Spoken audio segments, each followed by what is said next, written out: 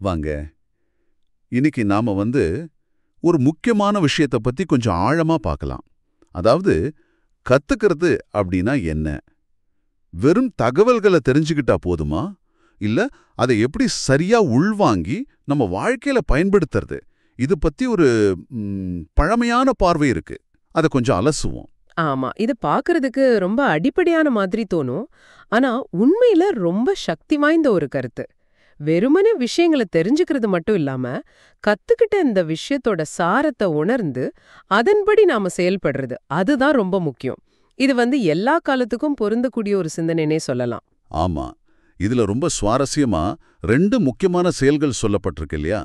ஒன்னு, கத்துக்கிறத தெளிவா சந்தேகமே இல்லாம கத்துக்கணும். அந்த கற்க கசடற அப்படிங்கிறது. 2வது, அப்படி கத்துக்கிட்ட விஷயத்தின்படி வாழ்க்கையில நடக்கணும். கற்ற பின் நிற்க அதற்கு தக. இங்கே கசடற அப்படிங்கிறது சும்மா மேலோட்டமா இல்லாம ஒரு ஆழமான புரிதலை குறிக்குது. அப்படிதானே? சரியா சொன்னீங்க.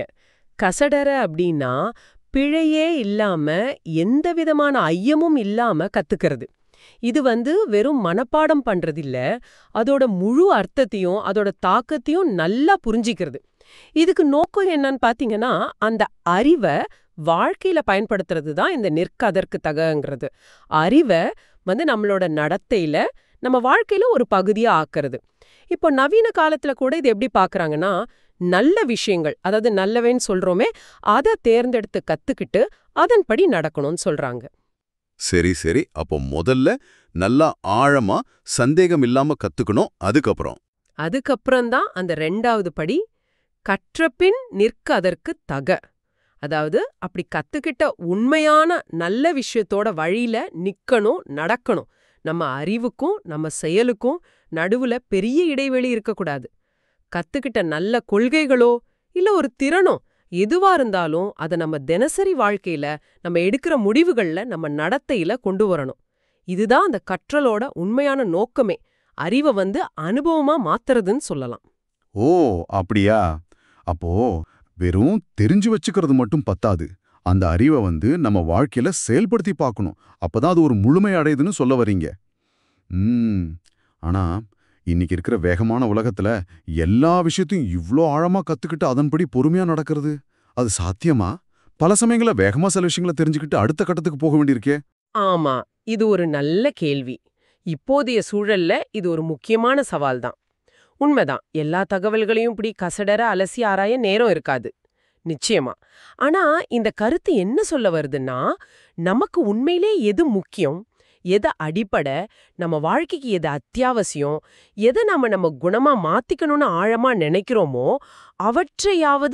அவற்றையாவது இப்படி கசடற கத்துக்கிட்டு அதன்படி கொஞ்சம் உறுதியா நிக்க முயற்சி பண்ணணும்.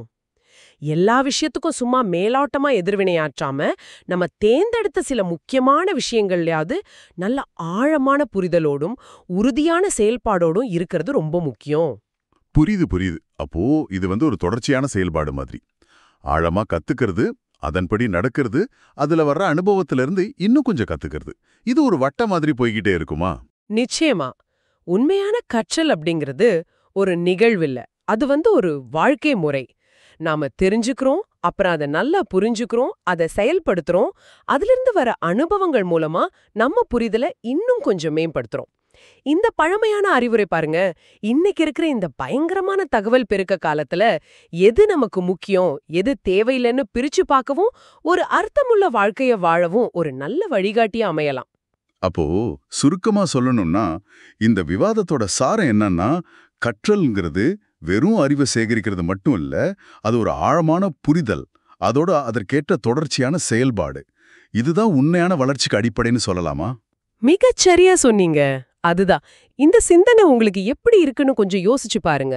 இவ்ளோ தகவல்கள், செய்திகள், கருத்துக்கள் எல்லாம் கொட்டி கிடக்கிற இந்த உலகத்துல எதை ஆழமா கத்துக்கணும், எதை நம்ம வாழ்க்கையில கடைபிடிக்கணும்னு தீர்மானிக்கிறது ஒரு பெரிய சவால் தான் இல்லையா?